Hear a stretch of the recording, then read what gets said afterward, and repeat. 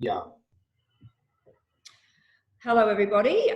This morning I'm going to talk to, and wherever you are in the world, I don't know what time it is, but here we are in Barcelona, and we're going to talk to Dean Malcolm from Australian Gourmets here today, because we've been talking to a lot of people from the hospitality industry and getting their feedback, but Dean's actually a supplier to the industry, so I thought it would be interesting to see how the supply chain's working and what's going on. So welcome, Dean. Welcome to Studio Australia Barcelona Online. Good morning. Thank you, Mandy. Lovely to see you. So tell us a little bit about who you are, and tell us a little bit about Australian Gourmets. Well, I'm Dean. I'm the owner of Australian Gourmet. We've been operating here now since 1999. Serving the restaurant trade and hotels and the yacht industry. And I've, with chef-ready, kitchen-ready meat cuts from New Zealand and Australia, lamb, and we started with kangaroo meat, and then led into beef and venison and all the good products that come from New Zealand and Australia. It's over the years we've loved your meat, and we've always tried to. Well, people say, "Where do you get it from?" And you're the man. And I think that it's been an interesting, because how long have you been in Barcelona, Dean? Since 1999. Okay, so you've just on 20 years, 21 years. Yeah, my God, it's a long time, huh? Yes.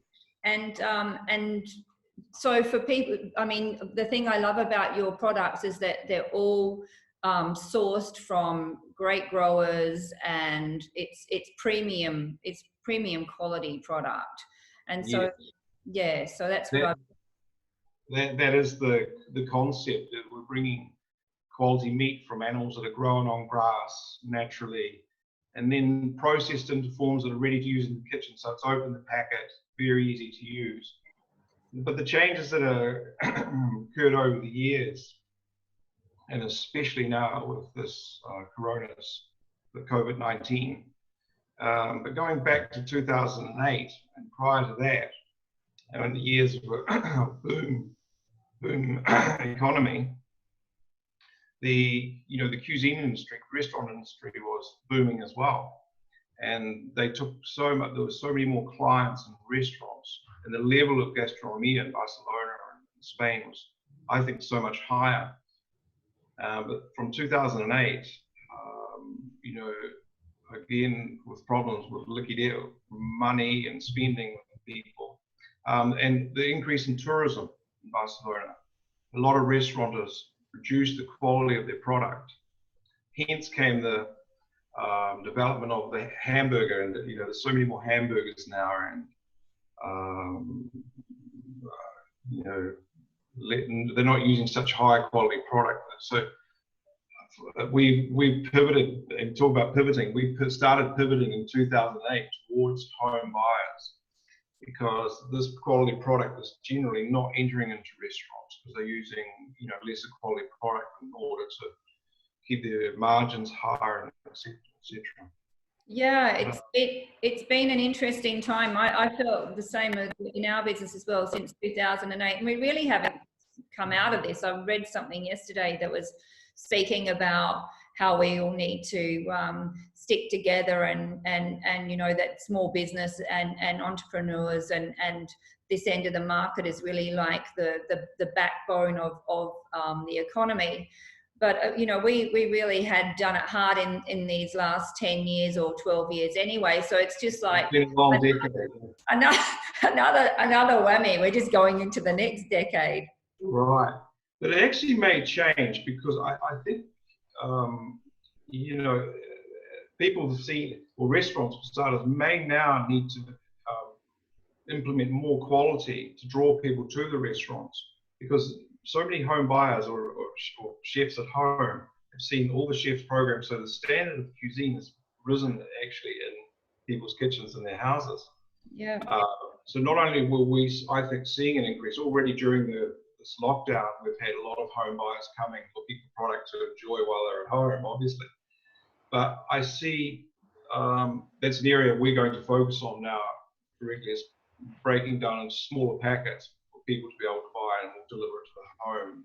High quality lamb from New Zealand and Australia, and Wagyu beef and kangaroo, etc. But restaurants may need to do the same, because they're not going to be able to afford, with low occupancy and spaces they'll have to use, to people to sit down and perhaps have beer and patatas bravas. There's going to be systems of organizing. Oh, well, if you come to book a table, you're going to need to maybe perhaps spend more than 20 euros, or maybe they might put up. No, I'm really interested in what you're saying, because I feel like, that whole idea of pivoting is going to have a ricochet effect along the whole of the supply chain. And you're right. I think that quality is going to become sort of number one again, and that's what people are going to be looking for, because of all of the online services and products that are available. And then it's going to be looking for that something special to actually appreciate and enjoy. Correct clients, Yeah. And so at the moment, are you finding that obviously your demand for the home chef and working with people at home has changed since COVID started? It has changed since COVID started, but also I feel it's changed before that too. Because people, I think, for me, for example, I am not eating out in restaurants as much as I did, definitely not as much as prior to 2008, because I found, in Barcelona, you could eat very, very well. Now I find it difficult. There's a lot of the same kind of product in lots of restaurants. Yeah. It's very similar. And also I find the quality is not as good. So again, we focused more on the home. I can see people buying high quality products, perhaps even better wines to use to enjoy at home. Yeah. And restaurants is perhaps a great place. There's some good restaurants will continue to exist, but now with the tourism industry being slower, it's going to be very, very difficult for restaurants to survive. Yeah, it's going to be an interesting next 3 months, I think, to just see what's going to happen from how we're going to get through summer. And then from there, beyond that, what happens when we can open up again. It's if we only had a crystal ball, but it's shattered at the moment. We don't know. Yeah. And so, Dean, tell people about what it is that they would be able to expect to order from you if they wanted to order something from home. Tell it for them to work with at home. Well, you can see on my webpage, there's a page where you can see the different products. The thing in lamb is I bring cuts that I like the French rack and tenderloins, and they're all meat cuts that exist here in Spain, but presented in a different form and much easier to use, and perhaps higher quality and a better price than local product. Famous costillas, the chai, the lamb racks with the fillet on the bottom. Well, the presentation from New Zealand is beautiful. The meat is perhaps more subtle, more sweeter. It's a different breed of lamb that they have in Spain, which if it's left too old, it becomes very strong. But New Zealand lamb, Angus beef and Wagyu beef for the Japanese breed from Australia, and perhaps one of the best beefs in the world. That'll be available. Also New Zealand venison, which is ciervo, with incredible product grown on grass. It's not wild. I have to say your venison is I mean, I don't eat meat very often, but I will eat your meat because I know that it's ethically grown, and I know where it comes from, and I know that the animal is being treated well. And I have to say your venison is pretty special. It's an amazing product. Yeah. And if someone's doing something and would like to do something special, it's a really beautiful piece of meat to actually prepare and present. But home buyers have a great opportunity now to, with the transport and logistics systems we're developing, we'll be able to deliver right to home. And on that, so you're delivering to people's homes? Yes, we are. Yeah. Okay. In Barcelona City, we have a little bit of logistics problem with costs of transport and the size of packets outside of the rest of Catalonia and the rest of Spain. It can be done, but it has a cost, of course, the transport. Yeah, yeah. And Dean, what might be interesting is that we could maybe do something and get people to buy some cuts, and you can teach them how to cook it, because that's one of the things I find really interesting about these sorts of meats is people are a bit they have a bit of a reservation about getting them because they don't want to mess it up and they want to do it really well. So yeah. do you actually give them some advice about how to do that? But maybe in the future we could actually do like a Dino in the kitchen, and you can show us how to do it. I have a chef friend. We're developing that right now, is to do the individual cuts and a video explaining it. Right now, I'm having to advise clients to look on to perhaps New Zealand venison or New Zealand lamb, or look for recipes online. Because we've been a supplier mainly to the on a commercial level to the restaurants. We're dealing with professionals who know how to use the product.